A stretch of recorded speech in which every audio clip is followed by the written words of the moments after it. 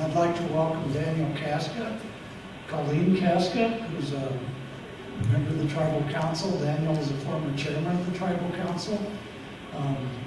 Jolene Wadahamaji, who teaches at Flagstaff Middle School, and a former teacher at the Havasupai School, and Joel Wadahamaji, who's attending school up here. So it's wonderful to have you here as part of the presentation tonight. And unfortunately, we're in the news again. And I'd like to say that, I think speaking for all of us, that I hope the events of yesterday have brought some closure to the family of Tamomi Hamari. And I know it can not bring any solace to either them or us, but I think I speak for all of us in saying that we feel very strong with the terrible loss of what I'm going to be talking about tonight, and I'll have Lois in the front row. If any of you have been on our hikes, you'll know how I can get going. So I'll have Lois in the front row going like this, like this.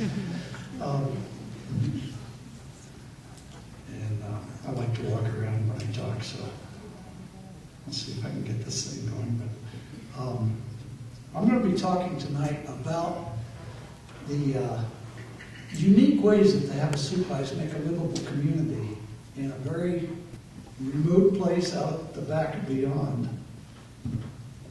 And it's truly, as you can see from this picture, yes, I'm working. You can see that it is life in a narrow place. It was a small oasis in the middle of the dry country that goes on for hundreds of miles. And we could even interpret Hapsu. It could be interpreted as blue-green water, but it can also be interpreted as the place of green trees, the oasis. I'm going to talk a bit about how they came to make their life there and how it's changed and some of the ways that people have changed to meet those changes.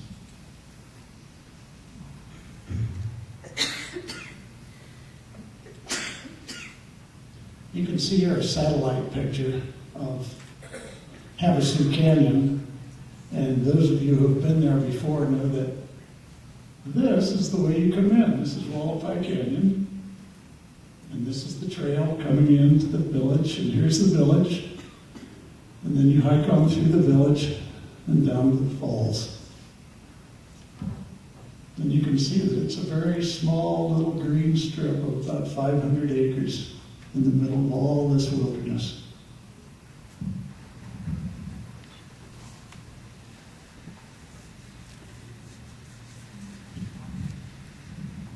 And there was a summer oasis. People originally came here from about April through October. It was a place for summer farming, and people lived on the produce of their gardens. And you can see the woman here is grinding corn on a sandstone slab metate. And other parts of the year, when people lived up in the uplands, they used a different kind of metate. They used basalt metates, very heavy. They didn't bring these back and forth, as you can imagine. They left these up at their winter camps, the basalt metates. And because of using basalt metates, Havasupais had much better dental health than most people in the Southwest, because they did not get the sandy grit in their cornmeal because of the hard rock they used. And notice in the background the basketry, utilitarian basketry, and then this basket, pitch covered, a big water jug, the blankets that they traded for from the Navajo people.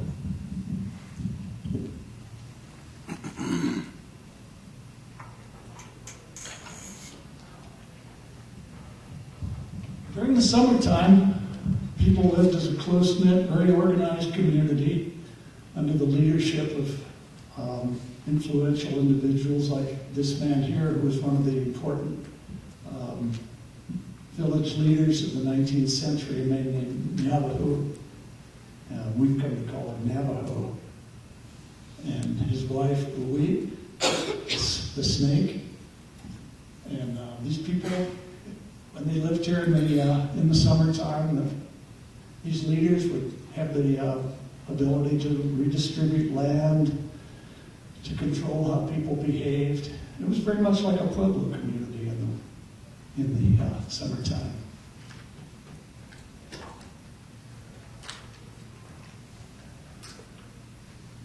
Oops.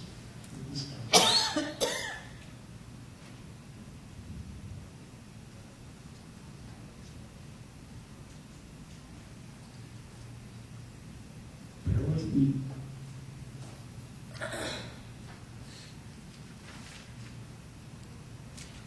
There we go.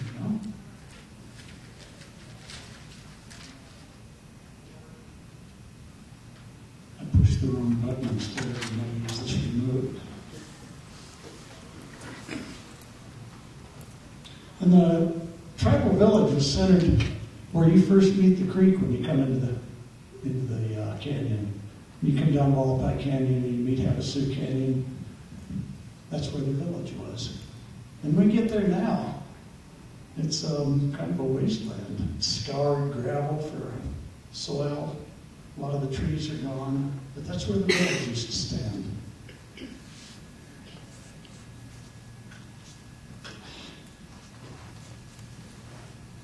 I think I'm going to use the pad here.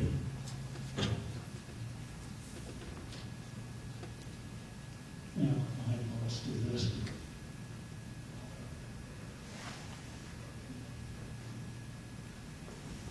Okay.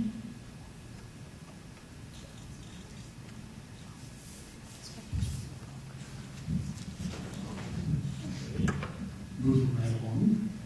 And down canyon, where the canyon widens out, is where people used to farm and produce their food. And you can see here an irrigation ditch. They practiced irrigation farming, which is a very old practice in Havasupai Canyon. It's about 600 years old. Irrigation is a skill that came from Mesoamerica, passed up through the Hohokam people who built extensive series of canals around the Phoenix area along the Salt River, passed on to the Hopis, and then on to the Havasupai. A long 100 years of connection between the Havasupais and the Hopis. And they raised corn, beans, squash, peppers, and all kinds of tree crops. Figs, peaches, apricots, pomegranates, pecans, mesquite beans. All but the last of those were imported by way of the Hopis from the Spanish. Okay. Now, life wasn't all pure and skittles in Havasupai Canyon, even though it looks like it's very idyllic. It was very hot, of course, in the summertime. Of course, there was the creek to cool off, but the creek wasn't always kind. Here we see one of the big challenges in the summer, with the monsoonal rains came sometimes severe flooding and huge rock slides that could be life-threatening. This is a picture taken during a flood that covered the entire canyon floor. Okay, so how did they cope with this?